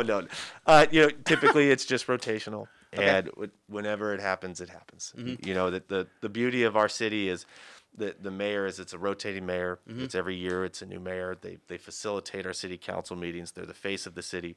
But at the end of the day, it always takes the majority of council to make things happen. And it's the five of you that's true that run the city. That's fantastic. Absolutely. What am I missing, Jason? Is there anything else we should be talking about? Oh, probably. But Big T's coming up, and you don't want to keep him waiting. That's true. That's true. Mom would never let me hear the end of it. Actually, I do have an idea. Patty, what you should do is when the mics go off during breaks, if you start recording it, you could release KHTS Raw. You could make a fortune one day. But don't start until after Matt and I are done. Right. Yes, sir. All righty. With that, I think it's time for you to go. Yeah, right. Get him out of here. Jason, we always enjoyed talking to you. We appreciate your time. You have a great weekend. Matt, we'll see you soon. Thank you, brother. My pleasure. And you stick around because, like we said, Big T's coming in next, and we're gonna have a lot of fun torturing Patty. Is what we're gonna do. Excellent. This is SCVi, and I lead Schools Eye on the Valley. I am your host, Matt Watson. We'll be right back on your hometown station, KHTS. When you look at your child, you see so much. A creative spirit that surprises you every day. A little leader growing to discover who they are, what they love, and how they can make the world better. At SCVi, we see those same amazing things. Our tuition-free TK through 12 charter school provides boundless opportunities to think critically and imagine freely, with a learning program customized just for your child. Today, that means empowering your child to bring strengths and passion child and family in step while online, inspiring your learner to keep growing without missing a beat. At SCVi, your child will find even more ways to grow with projects and activities in STEAM, robotics, theater, music, and sports. With the only international baccalaureate program in Santa Clarita, SCVi produces graduates who excel at top universities and in life. For enrollment information or to learn more about our distance learning program, visit ileadsantaclarita.org. iLead Schools. Free to think, inspired to lead. Get ready for some lighthearted fun with the Broadway hit musical Mamma Mia, opening September 18th at the Canyon Theater Guild. Over 20 hits from the iconic band ABBA tell the hilarious story of Sophie's quest to discover the identity of her father. Come see why Mamma Mia ran for an amazing 14 years on Broadway, and now it's here in Santa Clarita. Tickets are on sale now with free champagne on opening night, September 18th. So call the box office at 661-799-2702 or online at canyontheater.org. Hello, I'm Mike Lindell, and I'm excited to announce my new product, My Slippers. They took me over 2 years to develop because I didn't want just an ordinary slipper. My slippers are meant to be worn all day long, no matter what you're doing, whether you're inside or outside. My slippers come with an exclusive 3-tier cushioning system that you won't find in any other slipper. It combines 2 layers of foam, including my proprietary My Pillow foam and a patented impact gel made from U.S. soybeans. My 3-tier cushioning system is going to help relieve pressure points, provide that micro support you need for all-day comfort, and help prevent fatigue. Not only that, my slippers are made with high-quality leather and a premium indoor-outdoor sole that make them extremely durable. I personally guarantee they're going to be the most comfortable slippers you'll ever own. Go to MyPillow.com to receive 40% off the My Slippers when you use the promo code KHTS. Or call 1-800-973-3927 and make sure to use the promo code KHTS. Summer is here. Why not cool off with a new Dunkin' Refresher? Choose from lemonade, green tea, or coconut milk with strawberry, peach, or blueberry flavor. Limited time offer, only $3 for a medium-sized drink. Dunkin' also has new all-day sandwiches and new donut varieties. Order ahead with the Dunkin' app and accumulate points. Located on Bouquet Canyon in the Lowe's Shopping Center and on Sierra Highway in Canyon Country, both with curbside pickup, Uber Eats, DoorDash, Grubhub, and Postmates. Or use the drive-thru at Sierra Highway. Santa Clarita runs on Dunkin'. Your hometown station, KHTS.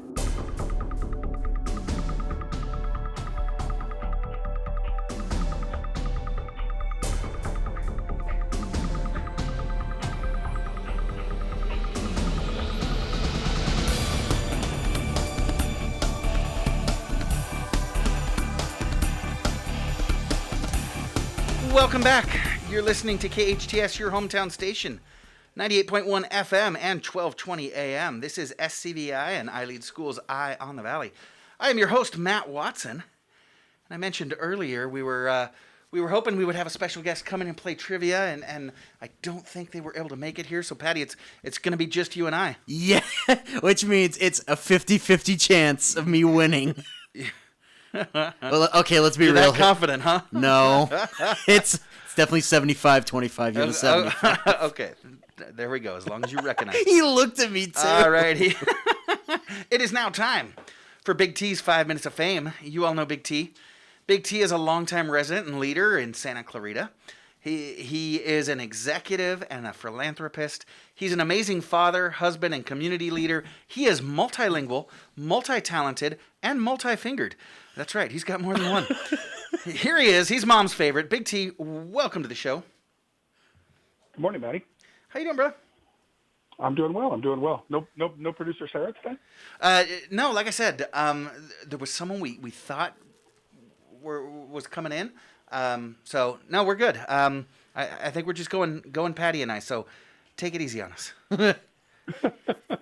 All right. Well, help me. I want to start something out.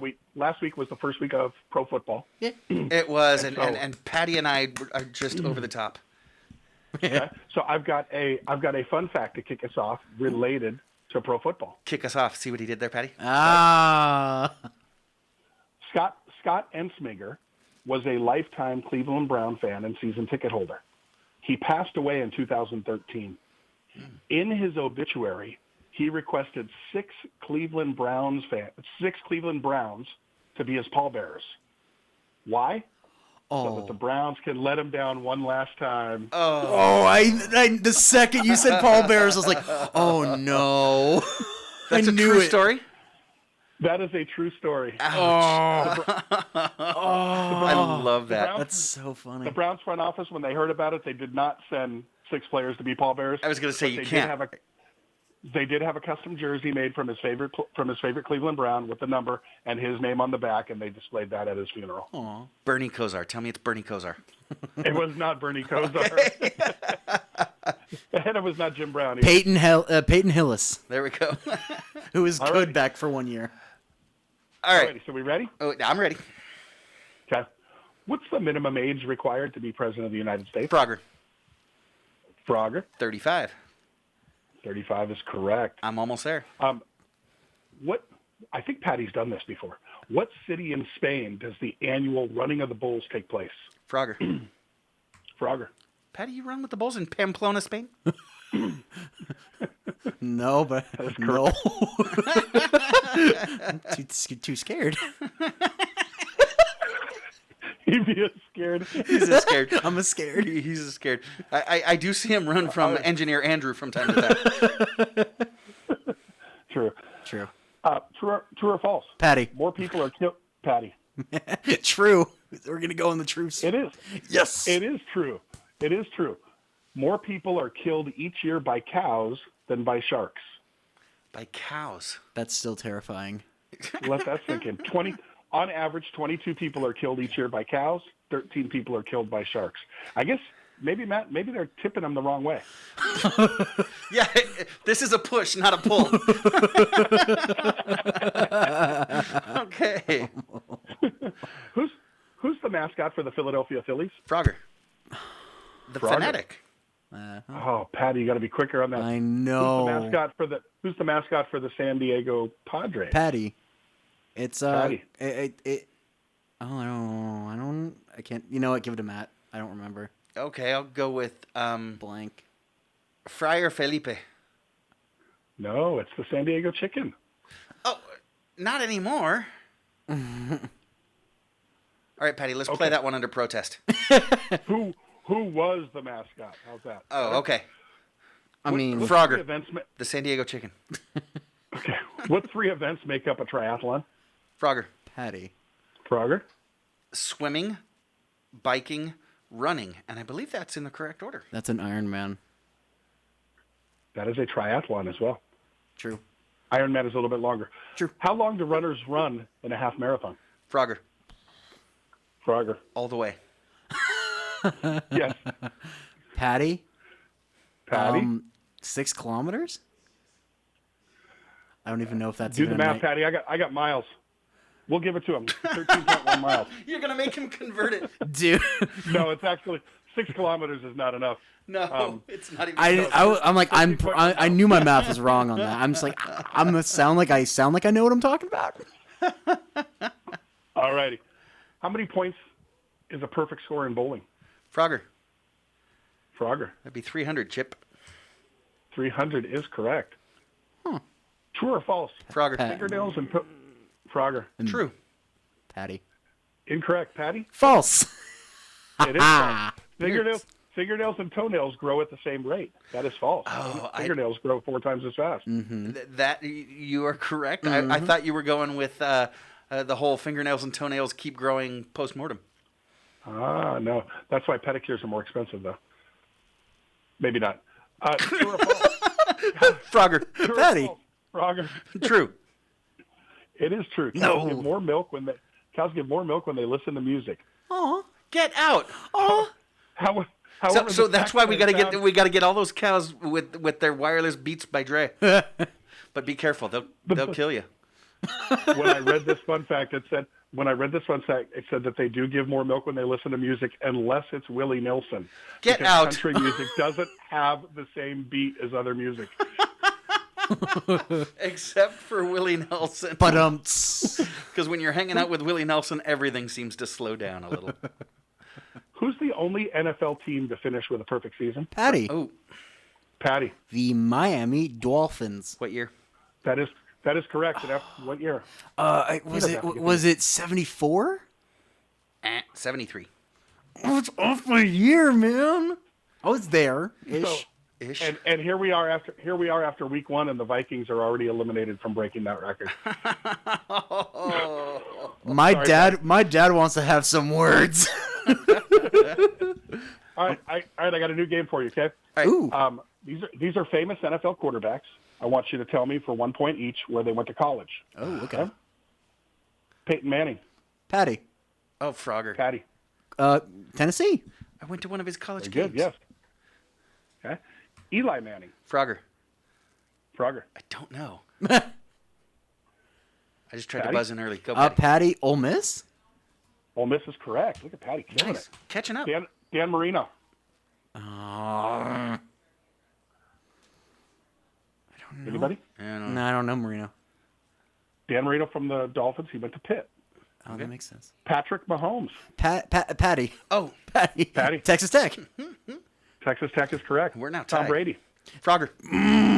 Michigan. Frogger. Yeah. That's correct. Aaron Rodgers. Patty. Frogger. Cal. Patty. Cal is correct. Kyler Murray. Patty. I didn't hear what Patty. This was the Boomer Sooners, Oklahoma. Oklahoma is correct. Drew Brees. Patty. Patty. Purdue Boilermakers. That is correct. Look at Patty killing it on that. And we have less Okay, than a same minute, thing. by the way. Okay, last one, T. Okay, same thing. We got running backs. Oh, one more. Franco Harris. Frogger. San Francisco State. No, Patty, you got it? No, I don't. We do have to get out Big T. I'd like to thank College and Career Counselor at SCVi, Kris Nilsen, City Councilman Jason Gibbs, and producer Sarah, engineer Patty. Thank you for listening. Join us again next week and every week, Friday, 8 to 10 a.m. I am Matt Watson, and this is SCVi, and I lead schools Eye on the Valley on your hometown station, KHTS.